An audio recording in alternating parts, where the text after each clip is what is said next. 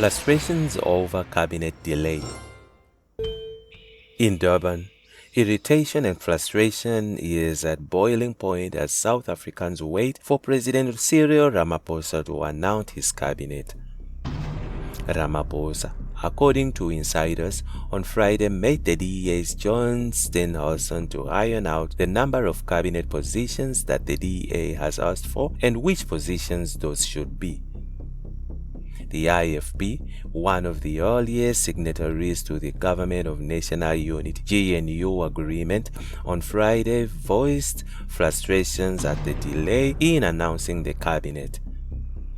IFP President Velenkosini Hlabisa said South Africa, and the international community had anxiously awaited Ramaphosa's announcement of the cabinet in the 9 days since his inauguration as president. It was expected, of course, that the president's announcement would not be made as swiftly as usual, for this cabinet is not a cabinet under majority rule, but must reflect a government of national unity. He said the IFP had been part of the GNU discussions from the start. From the outset, the IFP has maintained that those discussions should be respected and given space to pave the way forward. So when alarmist reports began to emerge of the potential stalemate between the ANC and the DA, the IFP was not immediately concerned. There was, as far as we could see, no crisis. We understood that there will be necessary teething problems in the formation of a government of national unity. Now, however, like all South Africans, the IFP is growing concerned, Hlabisa added. Our concern is for a country that is eager to move forward. The work of governance must begin. We cannot remain in a holding pattern where there is so much to be done. It is essential that the president, as the constitution allows him, be able to reach the stage of announcing the new cabinet. The IFP is thus calling on the ANC, the DA and other parties to conclude the outstanding issues between them without further delay. We accept the president's ultimate prerogative to make his appointment as he sees fit. I have full confidence that the leader of the ANC is deliberating with the best interests of our country in mind, and I have no doubt that the leader of the DA is doing the same, he said.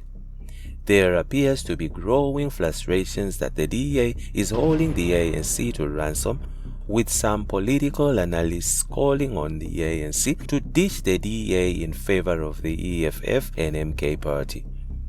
According to political analyst Professor Sipho Sebe, the DA has become emboldened after being invited by the ANC to form the GNU, and the ANC will play second fiddle if the envisaged GNU is formed.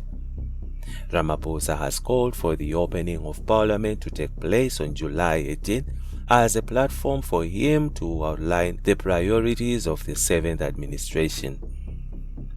The ANC's National Executive Committee was expected to meet this weekend to discuss the deadlock with the DA. An ANC insider said there were frantic attempts to cool down tempers after the DA's list of demands, which sparked an exasperated reaction from Ramaphosa. At this stage, the NEC of the ANC must lead because Ramaphosa is a highly compromised individual. The ANC must be honest with us in saying these are the things it has promised the DA. The ANC must not pretend that it has not sold its souls, said Sepe. He said the only option for Ramaphosa was to coalesce with the EFF and MK. The GNU is not going to be workable. The DA is going to lead the GNU, said Sepe. In the general elections held last month, the ANC received its worst election result since the end of apartheid 30 years ago. The party garnered 40% of the vote, resulting in the loss of its absolute majority in parliament.